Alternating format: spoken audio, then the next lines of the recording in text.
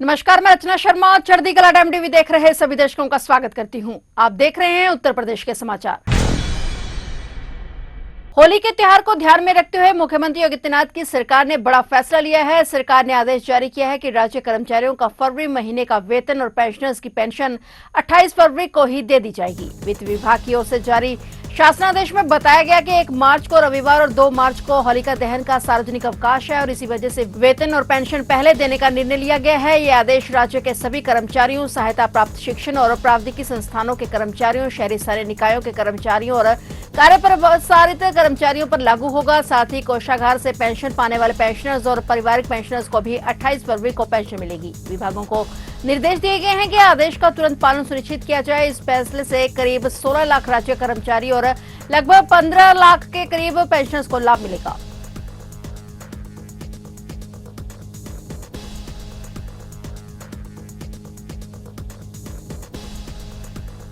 उत्तर प्रदेश के मुख्यमंत्री योगी आदित्यनाथ ने अपने जापान दौरे के दौरान यामानाशी में भारतीय समुदाय को संबोधित किया और उन्होंने कहा कि पहले उत्तर प्रदेश में ना तो बेहतर सड़कें थी और न ही नियमित बिजली आपूर्ति। पहले प्रदेश की पहचान कर्फ्यू, दंगों और बिजली संकट से होती थी, जबकि अब दुनिया भर के निवेशक यूपी में निवेश कर रहे हैं, जो पहले अकल्पनीय था। इस दौरान मुख्यमंत्री योगी आदित्यनाथ ने बीजेपी सरकारों में हुए कामों को गिनाया। मुख्यमंत्री ने पहले की सपा सरकार पर निशाना साधते हुए कहा कि पहले यूपी की पहचान कर्फ्यू, दंगों और बिजली संकट से होती थी, जबकि अब यह त्योहारों और विकास के लिए जाना जाता है। बता दें कि सीएम योगी का जापान दौरा आज खत्म हो रहा है, जिसके बाद वो भारत वापसी कर रहे हैं और सीएम योगी का ये दौरा यूपी में निवेश और रोजगार की दृष्टि से बेहद अहम माना जा रहा है। इस दौरान उन्होंने कई बड़ी कंपनियों के प्रतिनिधियों के साथ मुलाकात की और यूपी में निवेश के लिए प्रोत्साहित किया। सीएम योगी ने कहा कि उनकी सरकार में राज्य के इंफ्रास्ट्रक्चर और कानून व्यवस्था को लेकर बड़े स्तर पर काम किया जा रहा है।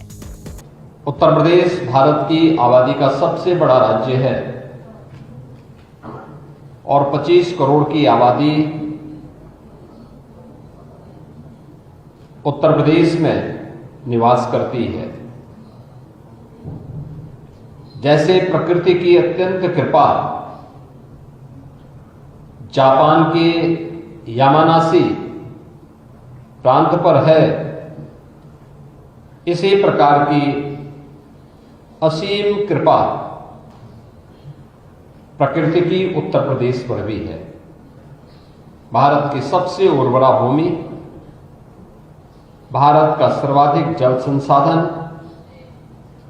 भारत की सबसे बड़ी आबादी और अगर कहें तो भारत की आध्यात्मिक और सांस्कृतिक विरासत की भूमि भी उत्तर प्रदेश है। इन सभी सुविधाओं से संपन्न होने का लाभ उत्तर प्रदेश को प्राप्त होता है। आज भारत के यशस्वी प्रधानमंत्री श्री नरेंद्र मोदी जी के मार्गदर्शन में उत्तर प्रदेश विकास की एक नई ऊंचाइयों को प्राप्त कर रहा है। हमने अपनी उत्तर प्रदेश की नीतियों को रिएक्टिव की बजाय प्रोएक्टिव बनाया है और उसके परिणाम हम सबके सामने हैं कि 9 वर्ष में हमने उत्तर प्रदेश की प्रति व्यक्ति आय को 3 गुना करने में, वहां की अर्थव्यवस्था को 3 गुना करने में सफलता प्राप्त की। बसपा ने विधानसभा चुनाव की तैयारियों को अमली जामा पहनाने के साथ ही जालौन की माधोगढ़ सीट से आशीष पांडे को प्रत्याशी घोषित कर बड़ा सियासी संदेश दिया है। प्रदेश की राजनीति में ब्राह्मणों की नाराजगी और यूजीसी के नए नियमों के मुद्दे पर स्पष्ट राय देने के बाद बसपा सुप्रीमो मायावती द्वारा पहला टिकट ब्राह्मण प्रत्याशी को देने से साफ हो गया है कि पार्टी विधानसभा चुनाव में बड़ा उलटफेर करने का मकसद से काम कर रही है। सूत्रों की माने तो बसपा इस बार चुनाव में 80 सीटों पर ब्राह्मण प्रत्याशी उतारने की तैयारी में है। वहीं जून तक करीब 50 टिकट फाइनल कर दिए जाएंगे ताकि प्रत्याशी अपने क्षेत्र में प्रचार शुरू कर दें। खासकर बीते विधानसभा चुनाव में बसपा जिन सीटों पर बेहद कम अंतर से हारी थी, वहां पर प्रत्याशियों के नाम की भी घोषणा जल्द ही की जाएगी। दरअसल वर्ष 2012 के बाद हुए विधानसभा चुनावों में बसपा को करारी शिकस्त का सामना करना पड़ा। वर्तमान में यूपी में पार्टी का सिर्फ एक विधायक है और लोकसभा चुनाव में भी बसपा को खासा नुकसान हुआ था, जिसके बाद पार्टी का भरोसा मुस्लिम मतदाताओं से डिगा था और अब पार्टी वर्ष 2007 के अपने सोशल इंजीनियरिंग के फॉर्मूले पर दोबारा फोकस कर रही है, जिसमें ब्राह्मण प्रत्याशियों को खासा प्रतिनिधित्व देने के साथ मंत्री भी बनाया गया है। बसपा विधायक उमाशंकर सिंह के 2 दर्जन से ज्यादा ठिकानों पर आयकर विभाग के छापे ने सूबे की सियासत में उबाल ला दिया है। आयकर विभाग की कार्रवाई पर उनके समधी और उत्तर प्रदेश में उद्यान मंत्री दिनेश प्रताप सिंह, बसपा अध्यक्ष मायावती और सपा अध्यक्ष अखिलेश यादव ने तीखी प्रतिक्रिया दी है। दिनेश प्रताप सिंह ने उमाशंकर के कैंसर पीड़ित होने के बावजूद कार्रवाई को अमानवीय करार दिया, साथ ही इसके लिए कुछ नेताओं को जिम्मेदार ठहराया है। ज्योतिर्मठ के शंकराचार्य स्वामी अभिमुक्तेश्वरानंद सरस्वती और उनके शिष्य मुकुंदानंद ब्रह्मचारी की अग्रिम जमानत याचिका पर कल 27 फरवरी को सुनवाई होगी। मामले की सुनवाई जितेंद्र कुमार सिन्हा की अदालत में होगी। शंकराचार्य और उनके शिष्य पर एक तथाकथित धर्मगुरु ने कथित तौर पर नाबालिगों के यौन शोषण का केस दर्ज कराया है।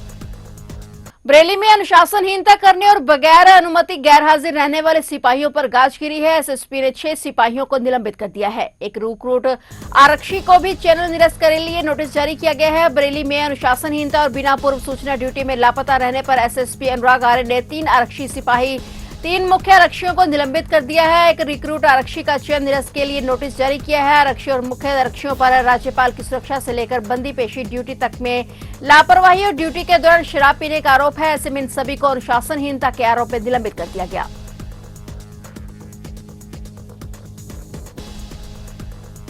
रामपुर में एक दर्दनाक हादसा सामने आया है, जहां नैनीताल से घूमकर आ रहे कार सवार परिवार को डंपर ने टक्कर मार दी, जिसमें कार में आग लग गई और आग लगने से कार में सवार महिला सिपाही लता सिंह और उसके 2 साल के बेटे की जलकर मौत हो गई, जबकि कार में सवार एक अन्य झुलस गया। हादसे के बाद ग्रामीणों ने आग में फंसे लोगों को किसी तरह बाहर निकाला। इस बीच मौके पर पहुंची पुलिस ने घायलों को एक निजी अस्पताल में भर्ती कराया, जबकि बालक के शव को कब्जे में लेकर पोस्टमार्टम के लिए भेजा गया है। फायर ब्रिगेड ने मौके पर पहुंचकर किसी तरह पर आग पर काबू पाया और घटना के बाद परिवार में कोहराम मच गया है। घटना की जानकारी मिलने के बाद अपर पुलिस अधीक्षक अनुराग सिंह, गंज थाना प्रभारी पवन शर्मा मौके पर पहुंचे और इस बीच फायर ब्रिगेड भी मौके पर पहुंच गई। पुलिस ने झुलसे हुए लोगों लता और बरेली निवासी रवि को एक निजी अस्पताल भेजा, जहां से लता की हालत गंभीर होने पर बरेली रेफर कर दिया गया और पुलिस ने कार से बालक का शव निकाला और फिर शव को कब्जे में लेकर पोस्टमार्टम के लिए भेजा और बाद में बरेली ले जाते समय लता की भी मौत हो गई। घटना के बाद काशीपुर गांव के सामने काफी देर तक जाम लगा रहा। हादसे के बाद डंपर चालक मौके से फरार हो गया। पुलिस ने मामला दर्ज कर डंपर चालक के खिलाफ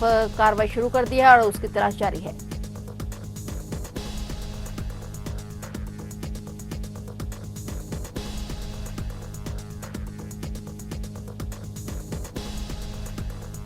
जगतपुर के फतेहपुर मोलिया के पास तेज रफ्तार कार अनियंत्रित होकर सड़क किनारे पेड़ से टकराकर गड्ढे में घुस गई। हादसे में 3 युवकों की मौत हो गई। घटना की जानकारी मिलने पर पुलिस मौके पर पहुंची और जांच की गई। घायलों को इलाज के लिए सीएससी जगतपुर लाया गया था, लेकिन चिकित्सकों ने सभी को मृत घोषित कर दिया। तीनों युवक आपस में मित्र थे और कार की रफ्तार अधिक होने की वजह से पेड़ से टकराने के बाद कार सड़क किनारे बने गड्ढे में घुस गई और इस दौरान कार सवार 3 युवकों की मौत हो गई। घटना की जानकारी सड़क से गुजर रहे लोगों ने पुलिस को दी। मौके पर पहुंची पुलिस ने घायलों को सीएससी जगतपुर पहुंचाया, जहां चिकित्सक डॉक्टर ने तीनों को मृत घोषित कर दिया। बदौरखर थाना प्रभारी राकेश चंद्र आनंद ने बताया कि हादसे की जांच कराई जा रही है। कार पूरी तरह से क्षतिग्रस्त हो गई है।